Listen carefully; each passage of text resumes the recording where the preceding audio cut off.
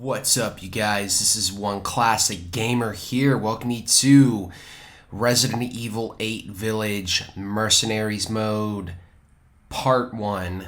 So, this is going to be a two-part series on the Mercenaries mode in this game. To be honest with you guys, I really didn't want to play this mode from the get-go. Like, when I installed this game for the first time, I really had, zero interest in playing this mode, but the only reason I am covering it is because, well, there are two trophies that are tied to this mode, unfortunately. So I'm going to be selecting Chris Redfield.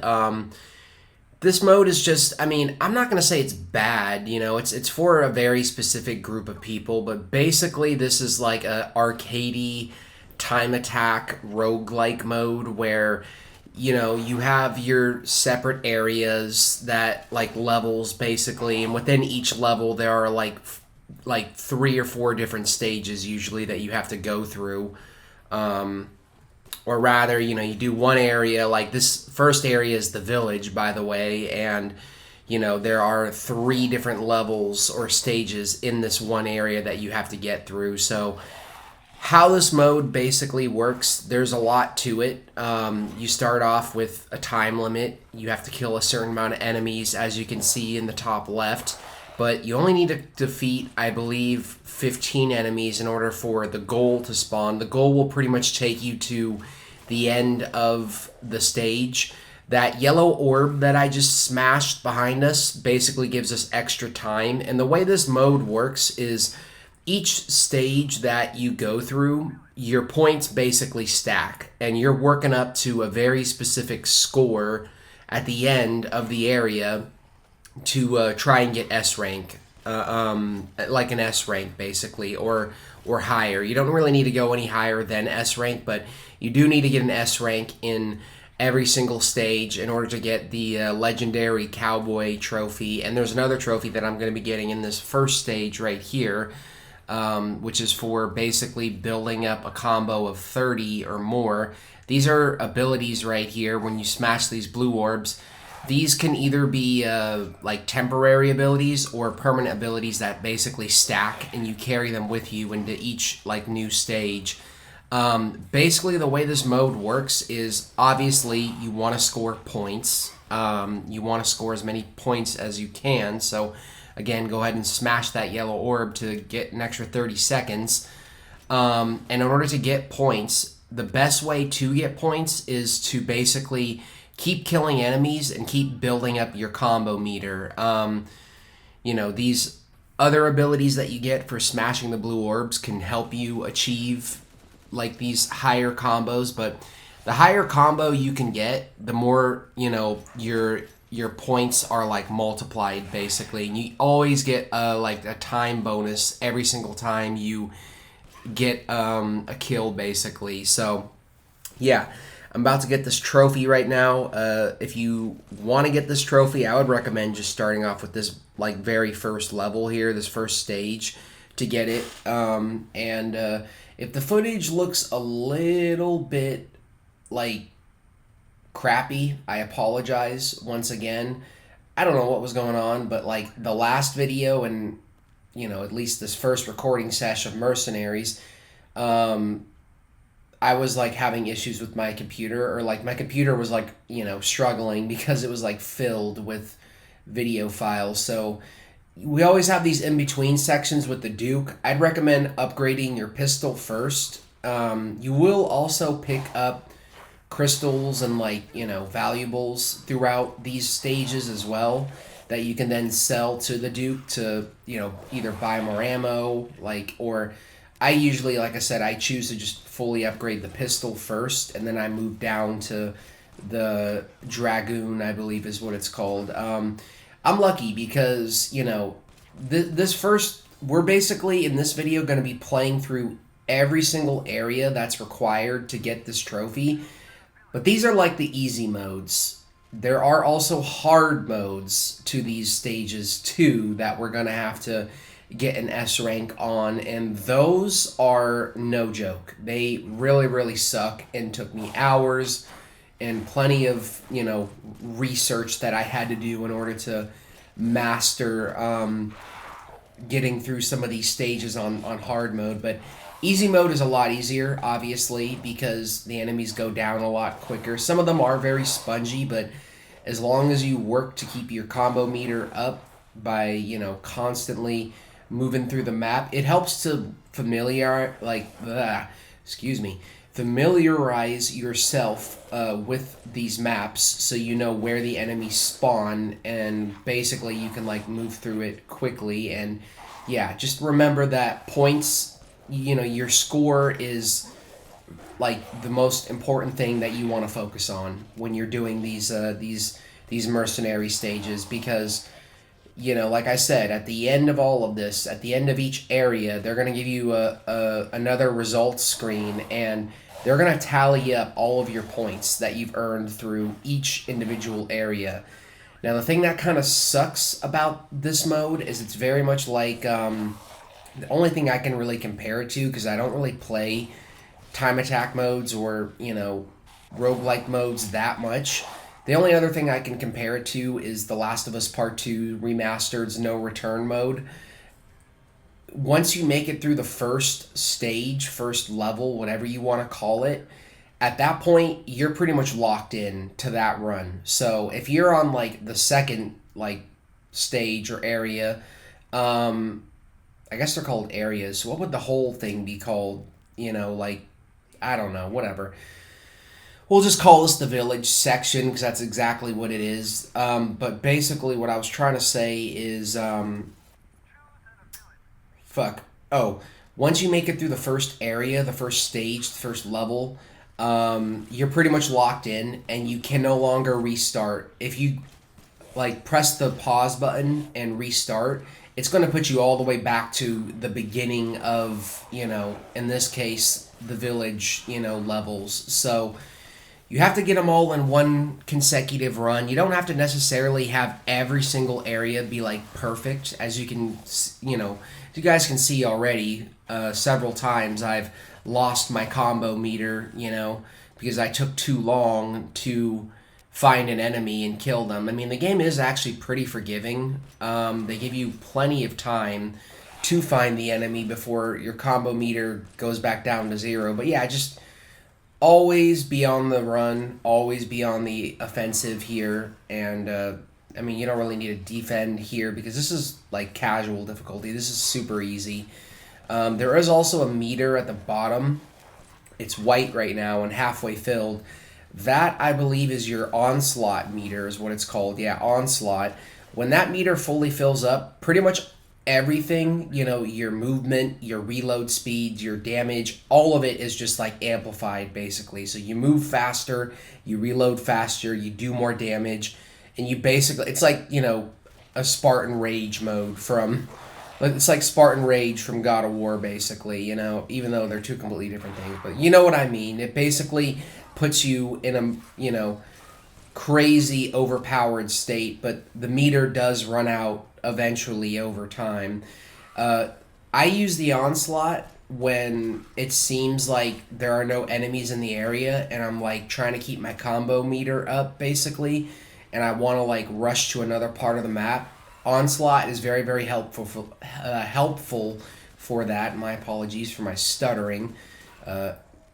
As usual, I am not going to re-record this commentary, because I just want to get it done in one run and be done. I already spent, an hour and a half to 2 hours working on this. But, yeah, this is baby difficulty. This is basically just to help you guys become familiar with these stages, if you are crazy enough to still be following along at this point. I thought it was going to be 3 videos, but, 2 parts is perfect. So we got a double S rank on the village. Now we're moving on to the castle. So I believe there are still 3 areas here in this section. And as you can see, I'm focusing on upgrading the pistol quite a bit.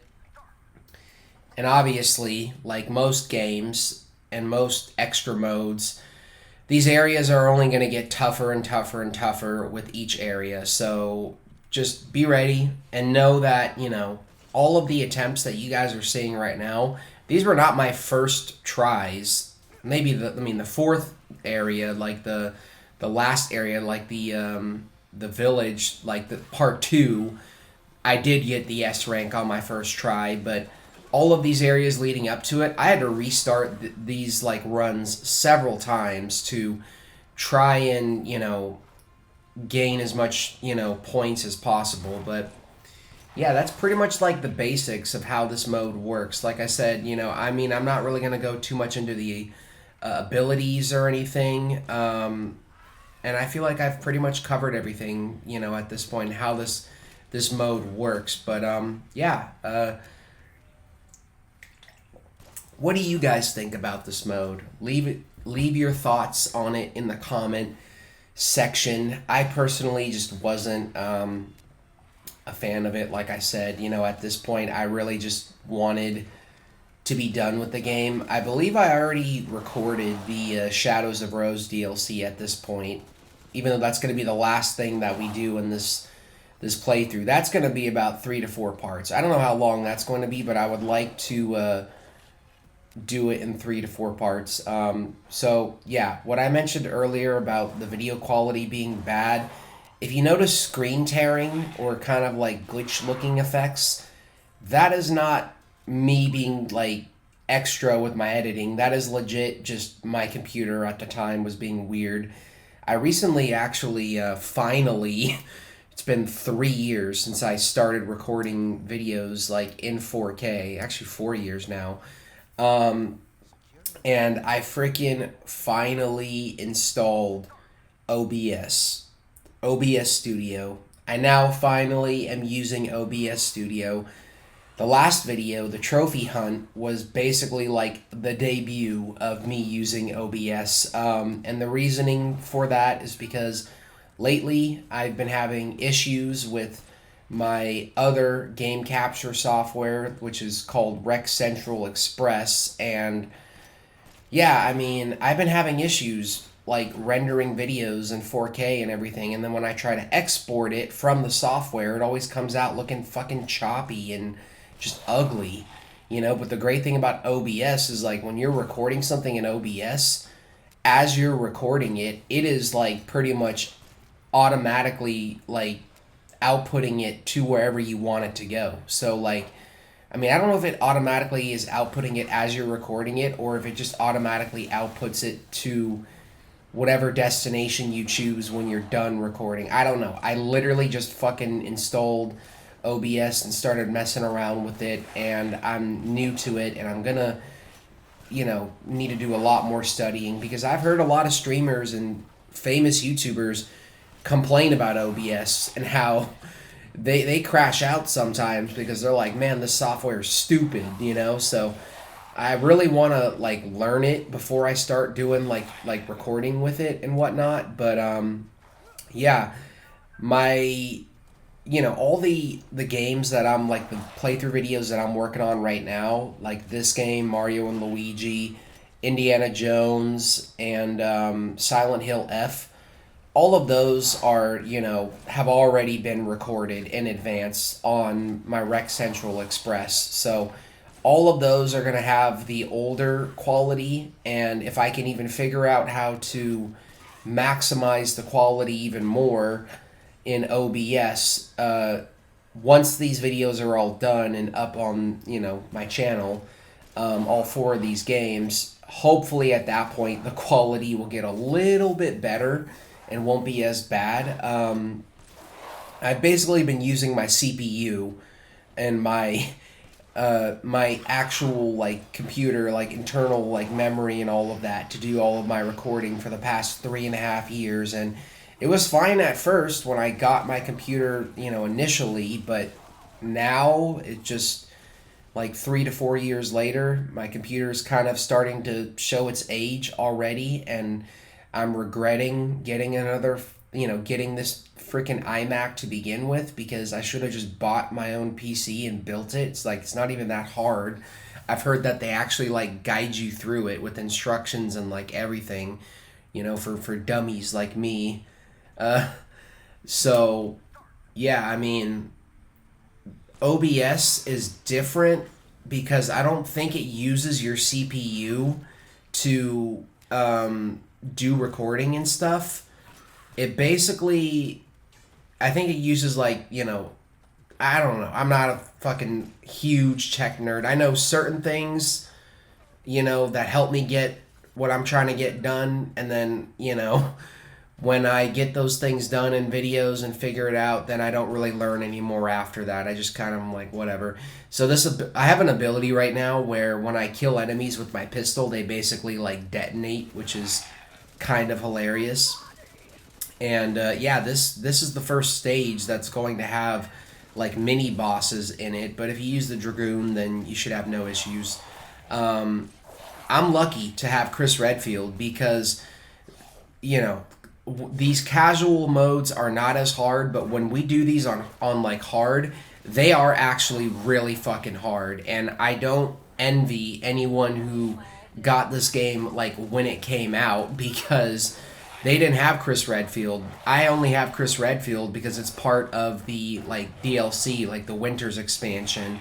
And by the way, you only have to play through, I'm pretty sure I mentioned this at the beginning of the video, but you only have to play through the 4 like main like mercenary areas basically. So village, castle, factory, and village 2 are the only ones you have to S rank in order to get the legendary cowboy trophy. So the bloody village and bloody whatever the other one is called that was included with the DLC that didn't come out when the game came out, it came out after the fact.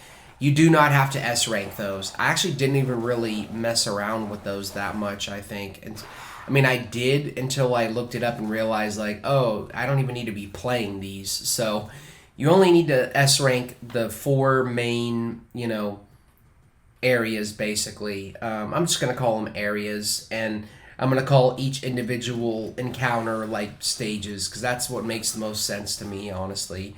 But,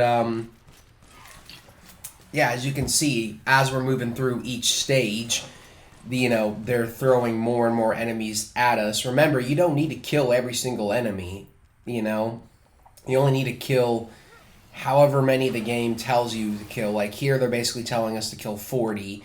But if you want to get S ranks on these stages, it's very beneficial to just kill all the fucking enemies, basically. So I'm not even looking at these abilities. I don't even know what half of these abilities do, bro. Like, I was so checked out while I was editing this together that I wasn't even paying attention and, like, reading these abilities. But, yeah, these stages are getting a lot bigger. The worst one in this game is the factory. That one took me hours to get the S rank on. Not in classic mode or casual mode, in the hard mode. It took me hours. There was like another YouTuber, I don't remember what his name was because this was like a year and a half ago that I recorded this. This was like November of 2024 that I recorded all of this shit. And it's now like Wednesday, January 28th, like a year and like 3 months later, and I'm finally, looking through this. I'm going to have to track down that YouTuber and find him, though, so that I can shout him out, because his strat and his video basically saved me during this, like the later challenges, like the hard modes. And I was lucky enough to maintain my combo meter here. There were 3 of these guys waiting for me out here. Those guys are really, really annoying to hit, by the way. So we'll get another ability here. I don't know what we're getting here. We're getting Pistol Master. I don't know what that is. But, yeah, I really owe my success to that YouTuber. Honestly, this stuff is just boring, man. I really, really do not like this stuff. Like, these, like, I didn't even mess with Mercenaries in RE4 Remake just because I think there's only one other Resident Evil game I've played Mercenaries in, and it was the Resident Evil Mercenaries 3D. Do any of you remember that shit? Like that 3DS game? Yeah, I used to play that, and I just like was never a fan of it. There's some screen tearing going on right now.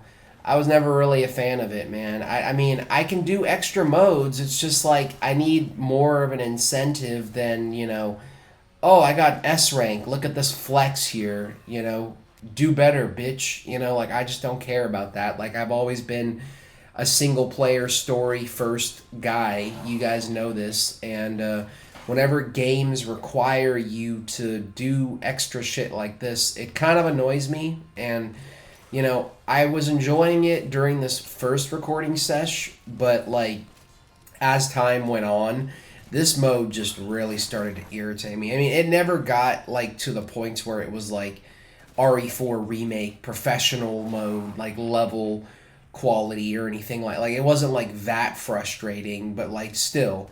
So here we got Lady Buenaviento, which is such a random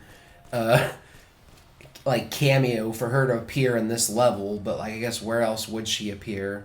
There is no House Buenaviento like section in in this mode, or at least the first 4 areas. So yeah, it's pretty easy to get her. You just gotta unload on her with the Dragoon. The Dragoon is so freaking awesome. You also don't really have to, I didn't mention this, you don't have to really worry about running out of ammo that much because the enemies drop ammo a lot. And I believe you also get, I mean, yeah, see, there's ammo right there. You pick up ammo so much here.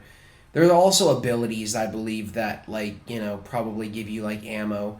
I should have read up on the abilities, but, I didn't. Soldats being in Lady D's castle is so weird, man.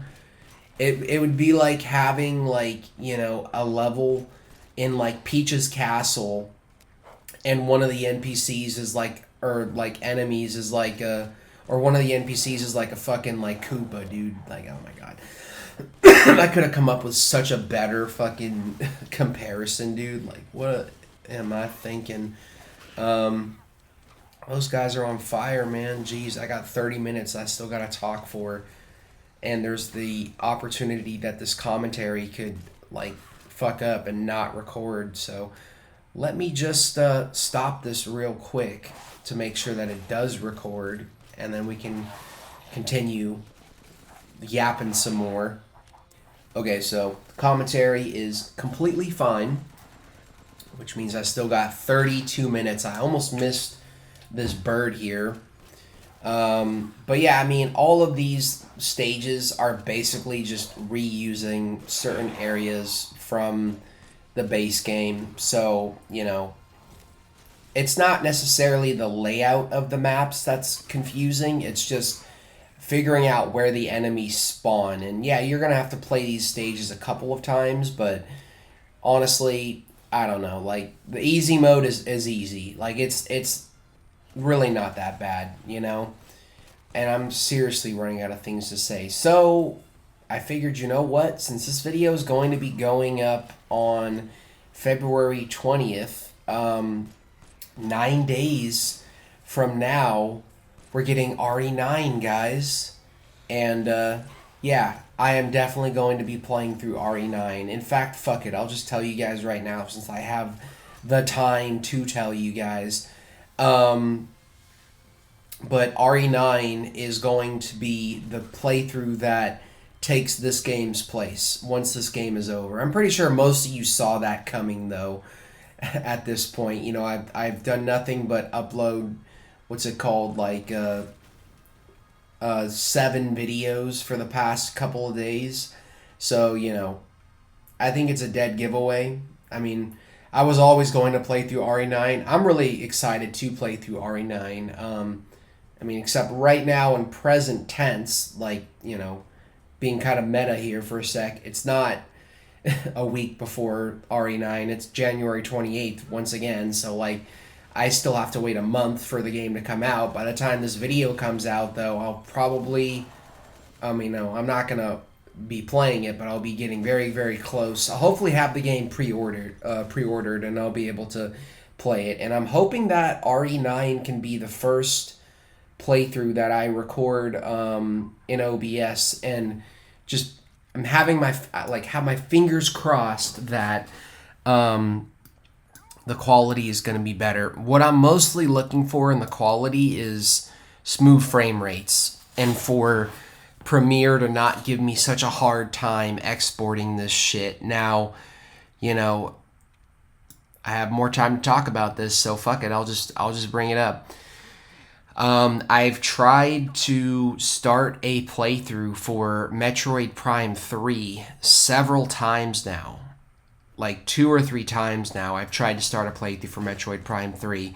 The issue that I was facing, and this can be seen in this video right here in particular, in my Metroid Prime 2 playthrough. A lot of these older, I mean not older, but current videos that are going up that were recorded in Rec Central Express, I like to aim for 4K 60 FPS because I want that smooth frame rate in my videos, and I want it to be crisp 4K, you know, as good looking as it can, you know, as it can get, basically.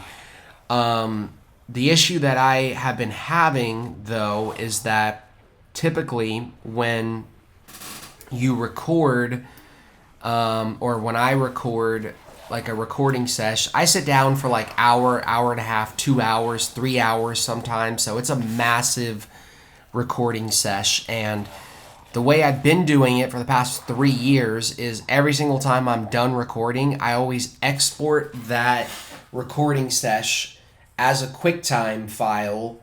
And then I import it into Adobe Premiere, which is my editing software that I use for these videos, and I edit it that way.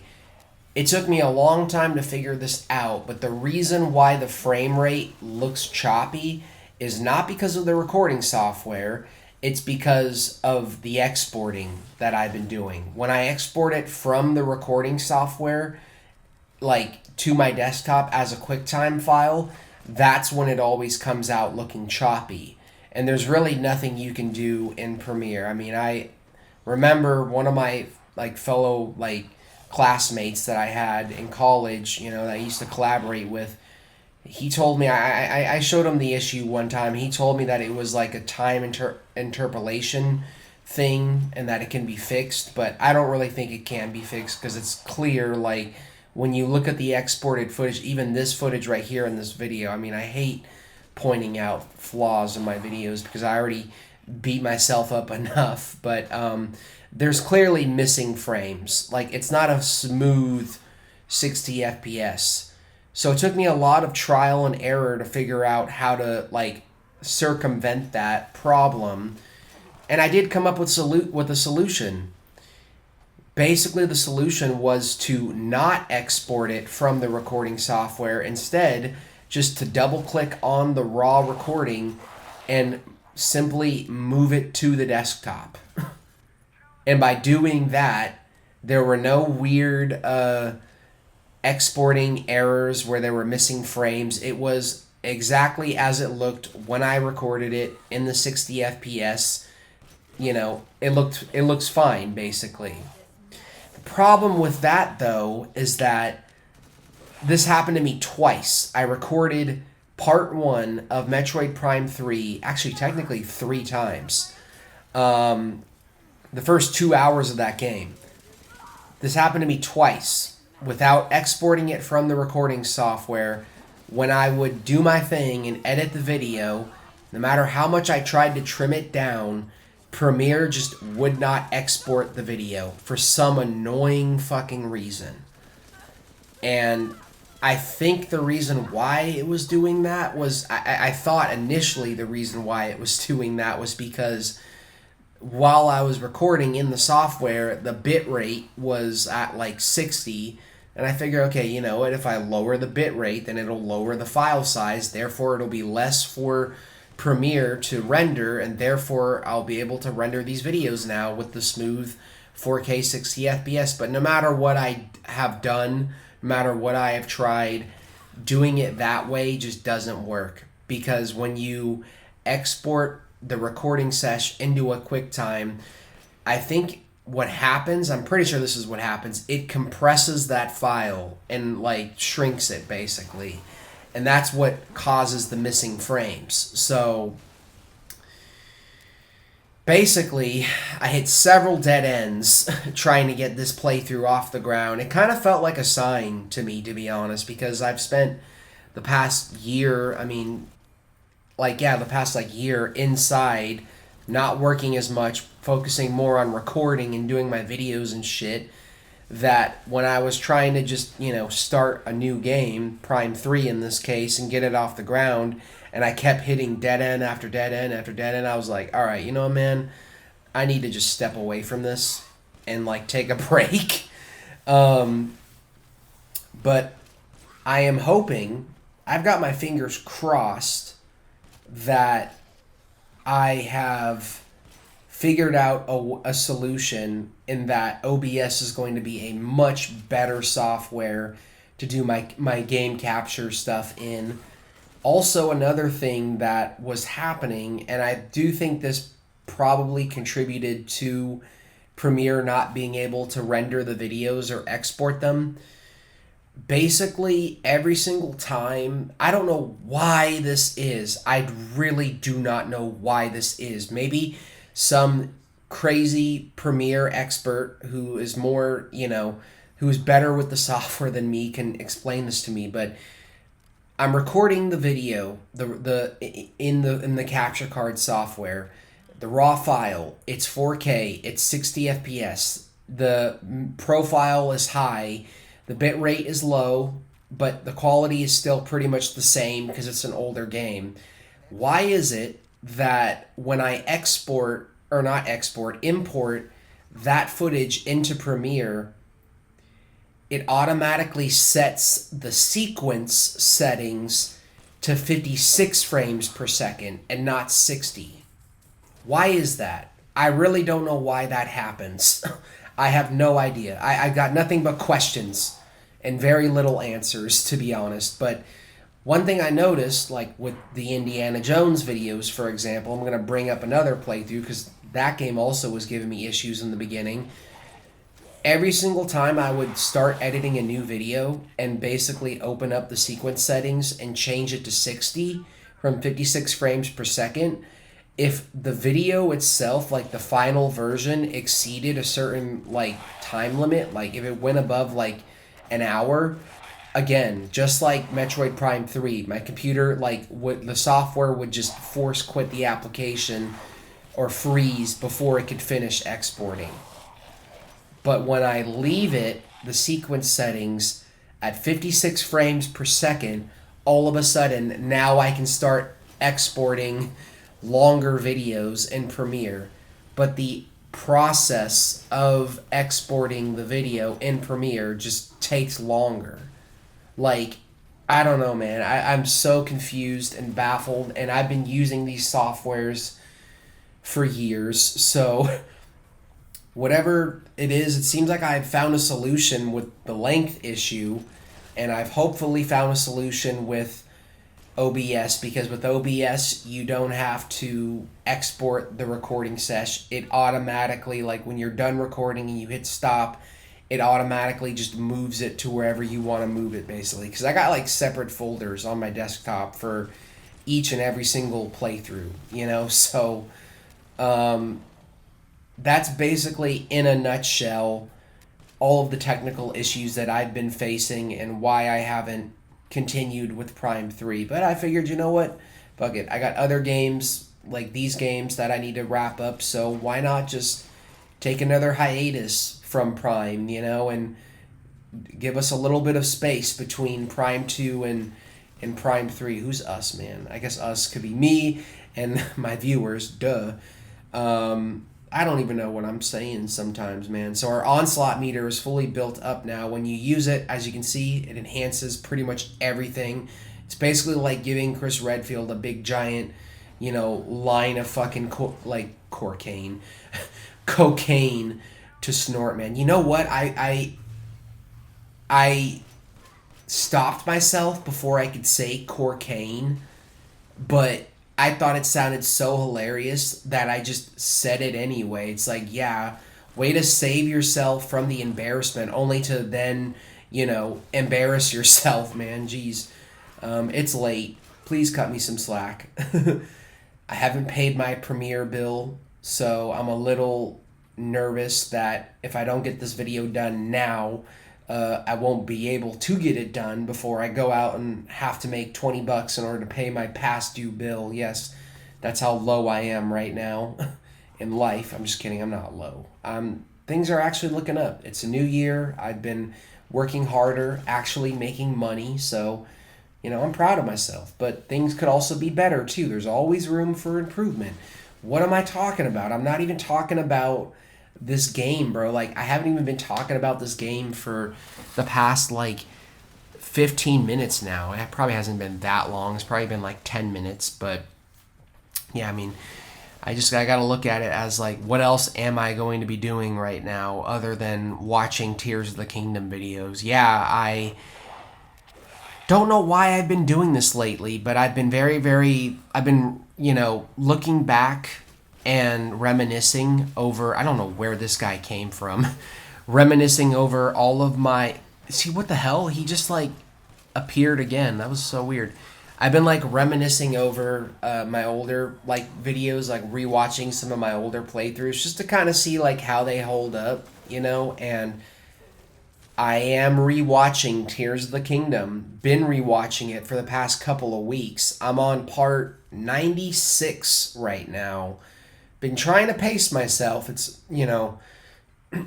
obviously, I can't just sit down and watch myself play Tears of the Kingdom, like, all day, because if I do, then I'm going to get bored, man. I'm going to pull my freaking hair out. But I just got to say, like, I mean, I don't know what really prompted me to decide to watch. I guess what prompted me is the fact that it's one of my longest playthroughs. I mean, it is my longest playthrough to this day.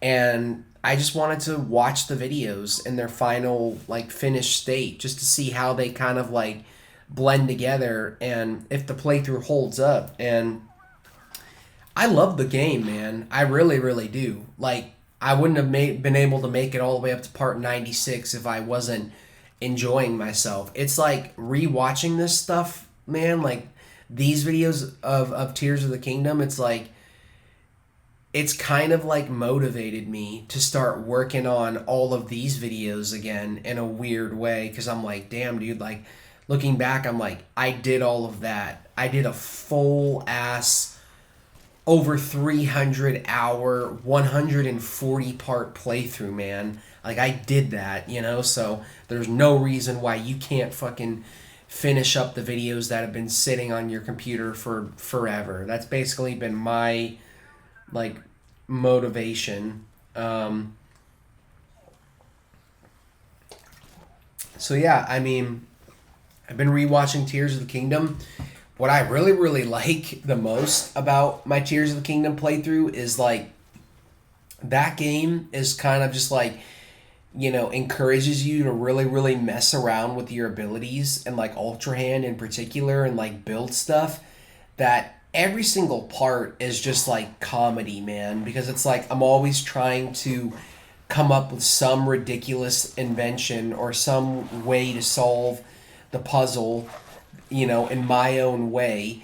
And, like, you always have those moments in that game in particular where you're like, oh, this is gonna work, and then, like, 5 minutes into the plan you realize, oh shit, this is not working, and then you have to, like, come up with some other ridiculous invention to basically solve the puzzle or get to where you need to get to. And I just feel like that kind of stuff, in my opinion, is what makes that game better than Breath of the Wild, because traversal and puzzle solving is so much more fun in that game. The side quests are boring as shit, though. I cannot watch those videos without getting bored, bro. Like, I'm literally just watching it just to see, like, if the videos hold up, And for the most part, they do. I'm still proud as hell that I did all of that. And speaking of which, we're approaching the 40-year anniversary for Zelda, and a lot of people have been saying and speculating that we're going to get a big announcement, or a couple of big announcements. I hope they announce the next big Zelda, like, 3D game, because they've been working on it, from what I've heard, since the end of Tears of the Kingdom. So, it ain't, a new project anymore. They're about like 2 to 3 years into development on that shit now, and everything I've been hearing about it is just like making me like super pumped and excited because like basically they're saying it's going to utilize the same engine, which doesn't mean it's going to take place in the same world. I want people to get that through their heads. Just because they're reusing the same engine doesn't mean it's going to be the same story, okay? It just means they're using the same tools that they have to hopefully get the game done quicker because Tears of the Kingdom took longer to develop than Breath of the Wild. That game took 6.5 years to come out, whereas the gap between Skyward Sword and Breath of the Wild was like a year shorter. So, since it's been like almost 3 years now, I feel like we're going to get a pretty big announcement hopefully soon on the next big Zelda game. But everything I've been hearing about it is that now this time around, it's going to be another big giant open air Zelda game, like big giant open world. And it's basically going to utilize like kind of like a Metroid Prime 2 esque like light world or in dark world, where you can like solve puzzles, like interdimensional puzzles. Basically, like you go through a portal into the dark world, and then you solve a puzzle that then changes stuff in the main world, and that's gonna be like their approach. But it's gonna be like a whole new story and like timeline, and I'm just excited, man. I know I said at the end of Tears of the Kingdom, or in the later hours of that game, that I was gonna like probably never ever do anything as long as that ever again. Let's be honest. When the new Zelda game comes out, if it's gonna be another 200 to 300 plus hour game, I'm more than likely going to 100% it, and I'm going to complete it, and I'm gonna do a whole ass fucking playthrough for it. And at this point, as I am literally rewatching my Tears of the Kingdom playthrough, I have not rewatched my Breath of the Wild playthrough. I'm probably never going to because honestly, for some reason, it's just like every game that I did like pre 2019, I just am not interested in going back and rewatching those videos because my commentary was just not good back then. It was even worse than it is now. But I realized also, like rewatching Tears, that I've always been, I guess, a very laid back and chill commentator. I don't talk much actually, because I cut out a lot of my commentary too. Like if I say something that I don't like or I think is stupid, then I'll just cut it out basically. But that's why I record my commentary in Audacity, so I can basically just have control over it. But yeah, I mean, I have my moments, but I'm more of a chill YouTuber, and that's kind of what I've always aspired to be, man. Like, I look up to YouTubers like the Rad Brad and like Nintendo Capri Sun. Like, I get my obnoxiousness from him, and the more like chill, reserved part of me that doesn't talk over the cutscenes like every other YouTuber and wants people to enjoy the story and experience it the way it's meant to be experienced while watching my reactions. I get that from the Rad Brad. So, I don't know. It's like I'm learning all new things about myself that have always been a thing, but I never really paid attention to it because whenever I usually edit and upload these videos, like that's it. I don't rewatch them again after that. I just like let them be what they are. But watching an entire playthrough like back to back, seeing how the parts blend together and just my style, has been kind of like, I don't know what the right word is. Like it's been interesting, I don't even know if I'm talking coherently at this point in time. So we're into the fourth and final area now, which is the Village 2, and we're doing this map again because they do bring us back here. This is the longest area in Mercenaries. By the way, I'm talking about Resident Evil 8 again, finally. I apologize for those of you who wanted me to add like any more commentary to this, and like for just getting so sidetracked in this video. But I also don't apologize. I mean, what else can I really talk about?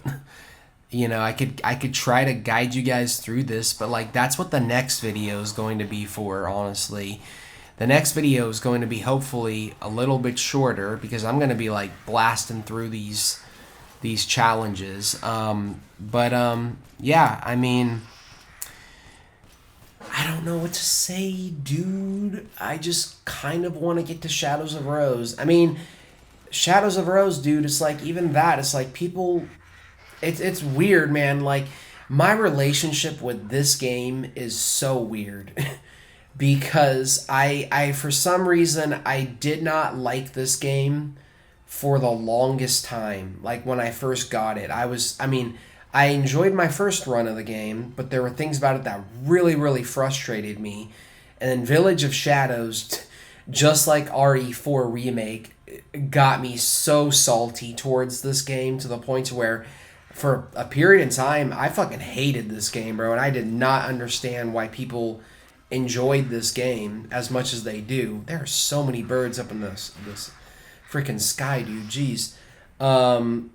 But over time I grew to appreciate it. For some reason, it's like people seem to like the main game a lot, but they don't like the Shadows of Rose DLC.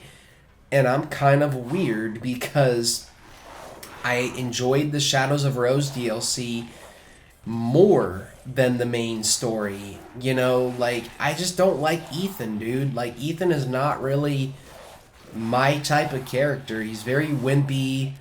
I mean, yeah, he plays the victim because he kind of is the victim most of the time. He gets fucked up in these games. But I mean, I'm just so conditioned to playing as like badass characters like Chris Redfield and Leon and Jill and Claire that I just don't care about Ethan that much. So the fact that the main character is kind of weak hurts my enjoyment of this game, or just kind of gave me the wrong impression most of the time while I was playing through the main story. Even though I do still like this game, I don't like this mode. I fucking hate Mercenaries. You guys know that. But Shadows of Rose was actually surprisingly really, really good, and I enjoyed it. And it does what pretty much every single DLC does. It reuses same areas, like similar areas from the main game, but like has you go through them in different ways. I'm not going to spoil it because it is story stuff and I don't want to spoil it. And yeah, hopefully the quality will be a little bit better when we get to those videos, but we're just going to have to wait and see. So yeah, we're doing the Stronghold here. I hated this part in Village of Shadows, man. I mean, it really isn't that bad in Village of Shadows. You just got to like run through most of it. But yeah, this like top part basically of the area is a bitch because they throw so many guys at you. But at this point, I already got everyone, so we're done with that, and we're moving on to the second to last stage. And then the final stage of this final area is going to be a boss fight. So yeah, I mean, there's nothing really new here that I'm doing with the Duke. Remember, I just moved from the handgun down to the Dragoon and basically just keep upgrading them. I always focus on rate of fire first because your rate of fire is so slow when you first start out these areas. Most of the time it's irritating. Literally took me 49 minutes to mention this also, but like one last thing, you get lay too. As you are killing these enemies, you get lay as well. So yeah, I mean, you'd have to be a really like bad play. You'd have to be like a noob in order to like run out of resources during these challenges, man. Like it's easy. But yeah, so We're approaching the end of this video finally. I'm going to export this, or not export this, I'm going to stop recording for a split second just to make sure that the file is good, and I will be back to wrap this up like immediately. Alright, so commentary is good. I don't have to sit down and re-record this, thankfully. So this right here, I mean, I'm just going to say it again, man. I know I've gone over it before, but this right here is my like favorite section of the main game when you play as Chris. I don't know why. I love it, man. I love this section. It's very high octane, very like adrenaline filled, you know. And it was fun going back through here again. Yeah, I mean, I don't know, dude. I just don't know. Overall, I still love this game. To kind of like end my tangent, even though I didn't really, you know, I kind of stopped, you know, talking about my tangent because I have a habit of from going from here to there to there to this to that whenever I do these post-commentary videos. I can't fixate on one single thing. I do like this game. I just think, you know, the base game gives me some mixed impressions with the character of Ethan. And, yeah, the great thing is Resident Evil 9, the characters look a lot better. I mean, for one, we're getting to play as Leon again. I'm excited for that, dude. Like, simply excited for that. You know, the fact that we're playing as Leon. And Grace's sections, oh my god, look so scary, dude. I am just hyped, bro. Like, I'm hyped. I don't know how I'm going to be able to play that game and not get hyped up while I'm playing. I'm going to have to literally record that game when there's no one in the house and I'm here by myself. Because if I try recording that game at night, like, my dad's going to come into my room and be like, you need to keep it down, basically. But yeah, I'm just so hyped, dude. Hopefully around the time that RE9 comes out, I'll also have a Switch too. I don't know. I'm not counting on it, but, you know, the thing that sucks, dude, is, like, games are so fucking expensive now, and, like, the Switch 2 is, like, kind of, like, I feel like really, really just, like, reinforce that behavior of, like, oh, yeah, we're going to make every single game expensive because fuck it, you know? Like, there are several games I want to get on the Switch 2, but I need to get a dang Switch 2 before I can even play the games. And even when I have a Switch 2, I'm going to have to buy the games. And Nintendo is annoying because, you know, they can't not sell old games at the same price as what they were at when the game first came out.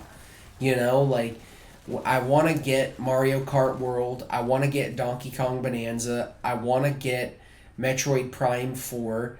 That right there is already like over $200 for those 3 games. And then I also want to get Galaxy 1 and 2, but that's also $80. And I want to get Breath of the Wild and Tears of the Kingdom because, yes, I want to try those games out on the Switch 2 as well. That's like an extra $300 to $400. That's like $300 to $400 fucking dollars, dude. Like, I don't know how much that actually is, but, like, you know, $90 plus $80, that's $170 plus another $80 is fucking, you know, $250 plus another $80 is $300 and, you know, and freaking $30 plus another $70. That's $400 for like 5 games, bro. Like, what the fuck, you know? So I don't count on me getting a Switch 2 by the time these videos go up, but I would definitely like to have one by then. If I do get a Switch 2, yeah, all of those games I'd be interested in trying them out. Even Breath of the Wild and Tears of the Kingdom. I'm not going to 100% them again, but, you know, I would love to revisit those games and see how they look in that glorious 4K. So, yeah, this is the final stage here. We're fighting Mother Miranda and like 19 other goons, and it's super easy. I used Onslaught to get me through most of this. And this is officially the end of the first wave of Mercenary stages. I got the S rank in all of them. I pretty much got a single S rank in every single one of these areas, minus the first area, which I got a double S rank in, I believe. And yeah, if you guys enjoyed this, please comment, like, subscribe, share it with your friends, and next time we will be doing the hard stages. So I'll see you guys then. Peace.